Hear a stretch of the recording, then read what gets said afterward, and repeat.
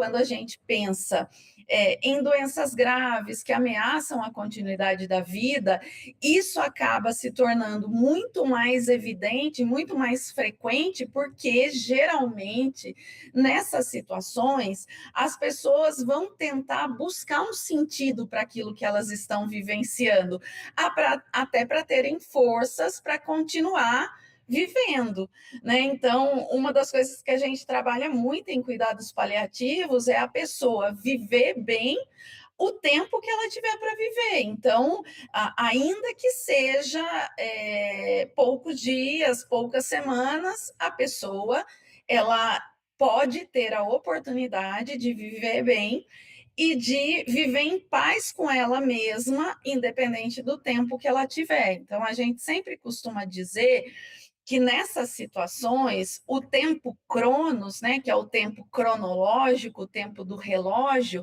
ele acaba sendo menos importante do que o tempo kairos.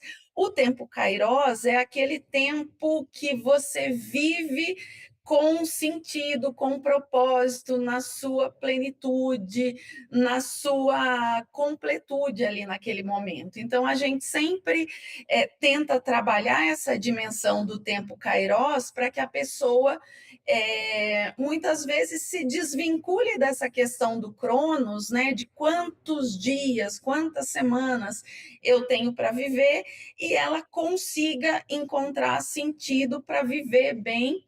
E nesse sentido, a espiritualidade acaba nos ajudando muito, porque é uma via em que geralmente a pessoa ela vai conseguir encontrar o sentido que é absolutamente individual, né, para a situação que ela está vivenciando. Quando a gente lida com pessoas que ficam absolutamente desesperançosas e desprovidas de qualquer sentido, é um desafio muito grande, né? Porque a pessoa ela não consegue nem ter força para continuar vivendo, e muitas vezes essa pessoa ainda tem um tempo significativo para ser vivido. Então, esse tempo se espera que seja vivido com alegria, com satisfação, né, da melhor forma possível, e não a pessoa enclausurada numa tristeza profunda. Então, por isso que a espiritualidade entra nesse cenário, nessa busca por sentido e pela busca de conexão da pessoa com algo, que pode ser outras pessoas, pode ser a natureza, pode ser uma força superior, né? Então, essa conexão e o sentido de vida é algo muito importante nessas situações. Se espera que em determinado momento a pessoa ela possa até ficar desesperançosa e com raiva em algumas situações. A gente tem uma teoria muito famosa, que é a teoria da Elizabeth Kubler-Ross, que foi uma médica psiquiatra que desenvolveu uma teoria sobre as atitudes no enfrentamento da morte e do morrer. Então, a Kubler-Ross descreve ali 5 estágios ou atitudes que as pessoas passam nesse enfrentamento da possibilidade de morte ou mesmo da concretude, né, da morte ali que se aproxima. Então, ela descreve 5 etapas ou estágios, que são a negação costuma ser uma das primeiras etapas desse processo, em que a pessoa nega a ocorrência de uma doença grave, potencialmente incurável. A próxima etapa ou estágio descrita é a raiva.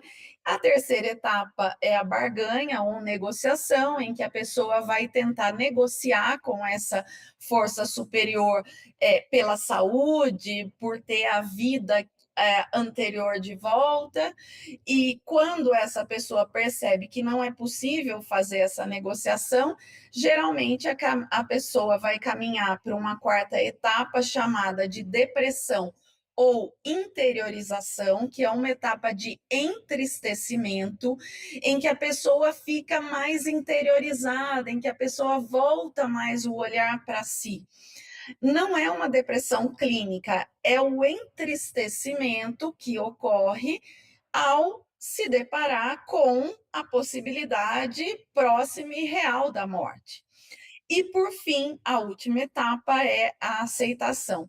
A aceitação é quando a pessoa consegue se reconciliar com tudo que ela viveu, ela consegue aceitar a condição de doença e aceitar que a condição dela vai acabar evoluindo para a morte.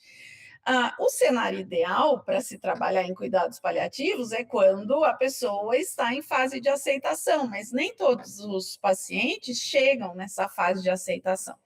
Então, por exemplo, quando a pessoa está naquela fase de raiva, nós, profissionais de saúde, precisamos ter o conhecimento dessa teoria e fazer essa leitura de que não é que a pessoa ela se desvinculou da prática religiosa ou do exercício da espiritualidade, é que naquele momento específico ela está numa fase em que emocionalmente se espera que ela reaja dessa forma, né? E nas pessoas que a gente não consegue de forma nenhuma trabalhar a questão do sentido, da espiritualidade, são pacientes que acabam evoluindo pior, porque a pessoa ela tende a ter uma baixa adesão ao tratamento, e esse tratamento, inclusive, é o tratamento visando qualidade de vida. Muitas vezes a pessoa abandona o manejo de sintoma para controlar, por exemplo, dor, falta de ar, cansaço, e aí a condição dela fica muito pior. Então, além de afetar o estado emocional, e de a pessoa tender a ficar, né, num estado mais de humor deprimido, além disso, ainda a gente nota uma piora do ponto de vista físico, porque muitas vezes essa pessoa que não vê sentido em nada acaba não vendo sentido também no tratamento. Então, isso é um grande desafio que, no geral, a gente trabalha de forma mais efetiva quando a gente atua em equipe multidisciplinar. O que eu considero que aqui no Brasil a gente ainda encontra muito pouco é o assistente espiritual. Fora do Brasil, é muito comum a figura do assistente espiritual, que é uma pessoa que tem uma formação ampla, geralmente essa formação é em filosofia ou alguma área afim, e essa pessoa específica, ela tem uma expertise para trabalhar questões relacionadas à espiritualidade. Como aqui no Brasil a gente pouco acha a figura do assistente espiritual, então são os outros profissionais da equipe multidisciplinar que acabam ficando responsáveis por conduzir esse cuidado, né, da dimensão espiritual.